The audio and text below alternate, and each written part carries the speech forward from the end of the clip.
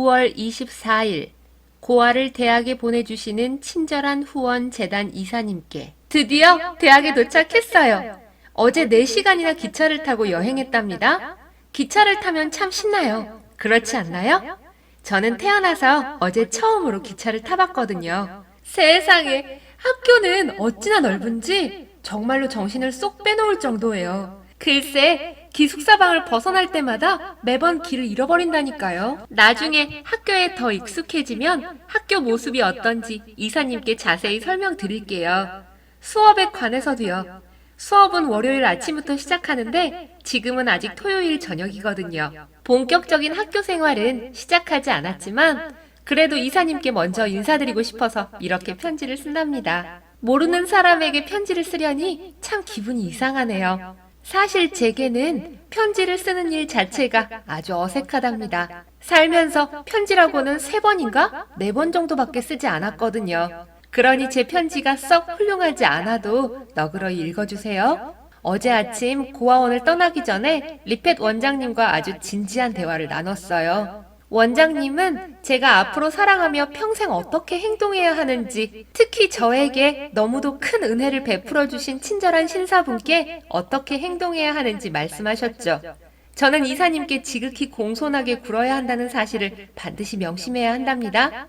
하지만 자기를 존 스미스라고 불러달라는 사람을 어떻게 지극히 공손하게 대할 수 있겠어요? 이사님은 도대체 왜 개성이 전혀 드러나지 않은 이름을 선택하셨나요? 차라리 친애하는 말뚝씨나 친애하는 빨랫줄 기둥씨에게 편지를 쓰는 편이 훨씬 낫겠어요.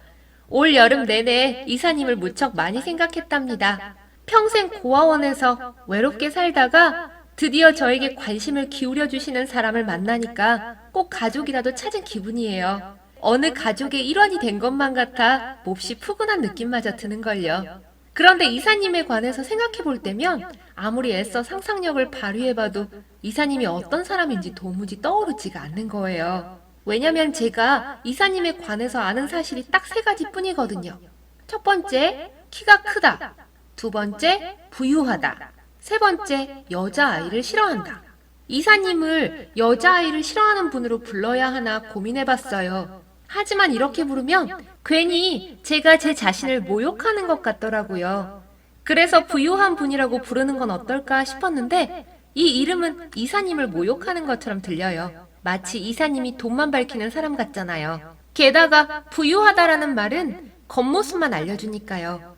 또 이사님이 평생 부자로 지내지 못할 수도 있고요. 아니 왜 아주 똑똑한 사람들이 윌스트리트 주식시장에서 전 재산을 날려버리는 일도 허다하잖아요. 하지만 이사님의 큰 키는 앞으로도 영영 변함없겠죠?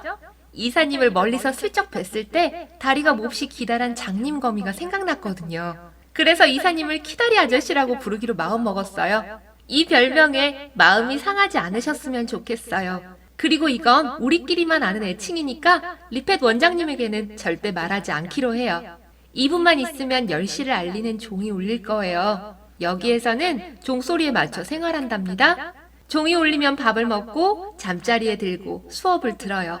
땡땡 울리는 종소리에 따라 모두가 일사불란하게 움직이니까 정말로 활기차요. 꼭 온종일 소방마차를 끄는 말이 된 기분이라니까요. 종이 울렸네요. 이제 불을 끌 시간이에요. 안녕히 주무세요, 키다리 아저씨. 제가 규칙을 얼마나 잘 지키는지 보셨죠? 지은이 진 웹스터.